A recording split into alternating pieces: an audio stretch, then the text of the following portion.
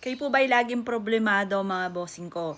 At yung bang tipo na alam mo na bayarin ay nagpapanik ka kaagad at ang iniisip po ninyo, naku, ayan na naman ang bayarin ko. Tapos laging ibinubukas sa bibig na, naku, wala na naman pera. Naku mga bossing ko, asahan nyo po. Yung bayarin po ninyo, mahihirapan kang bayaran talaga po yan. Kapag ganun po yung isipin po ninyo.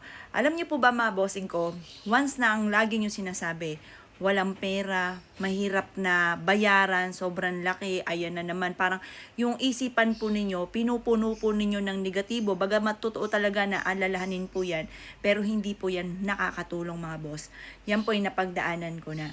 Ang gagawin po natin, ganito, totoong nakaka-pressure po yan yung iniisip po natin na naku, ang hirap bayaran lalo na sobrang laking halagang pera or talagang hindi nyo malaman na kung paano nyo babayaran yung utang ninyo. Ganito po ang gagawin yung sikreto mga bossing. Halimbawa, pero ito ay sisimulan nyo, halimbawa katapusan yung dumarating na mga bills. Ngayon, malayo-layo pa ang katapusan, paulit-ulitin yung ibubukas sa bibig po ninyo. Magkakaroon ako ng maraming pera at mababayaran ka ako kaagad ito. Ako pa mga boss, ganun din ako ha.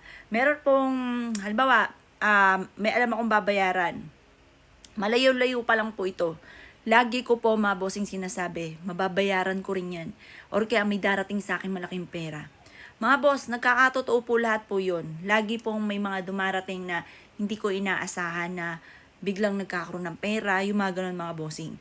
At yan po mga bossing kapag na ikaw naman nagpanic na parang yung pinasok mo sa isipan mo, paano na lang, walang pambayad, asahan nyo, di ka talaga makakabayad. Kasi ganun din na nangyari sa akin. Kada, halimbawa may nakita agad ako, kakabayad ko lang ng bills ko mga bossing. Pagkatapos, pagtingin kong ganyan, naku, magbabayad na naman ako kasi ilang araw lang pagitan, may darating na ulit na bill mo, na susunod naman na buwan na babayaran ninyo. Ngayon, like ko, ibinubukas sa bibig ko, wala yan, mababayaran ko rin yan.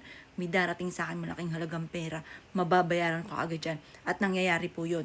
Pero, once na pag-uugali ko, mga boss, hindi na ako magtuturo, sa akin na lamang. Once na pag-ugali ko kasi minsan, gano'n naman din talaga tayo, lalo't hindi natin alam kung saan manggagaling yung inyo pong ibabayad. Ngayon, kapag ang pag-uugali ko, nag-isip ako ng baka hindi mabayaran, ganyan. Asahan nyo mga boss, mahihirapan ka na bayaran po yan. Pero once na malayo-layo pa lang ibubuka lagi sa bibig, makakabayad ako. Ganun po yun. Basta kung anong tinanim mo sa isipan mo at sinabi po ninyo, dahil yung salitain natin, nagaganap po yan. Ngayon, marami na akong mga patotoo po dyan. Kaya, wag kang magbubuka mula sa inyo pong bibig at wag nyo itatanim sa inyo pong isipan yung mga negatibo. Panay mga magaganda lang ang inyo pong ibubuka sa bibig at ang inyo pong sasabihan at iisipin mga bossing. Proven po yan. Kaya kung kayo po ay isa sa mga nape-pressure sa ngayon, dami mga pagsubok, maging sa usapin ng pera, pamilya, kalusugan, at ikaw po ay nega sa ngayon, nako, kanega-nega nga po ang mga magaganap po dyan. Kaya kung ayaw nyo maging nega siya, paltan-paltan nyo po yung inyo pong salitain at yung mindset po ninyo.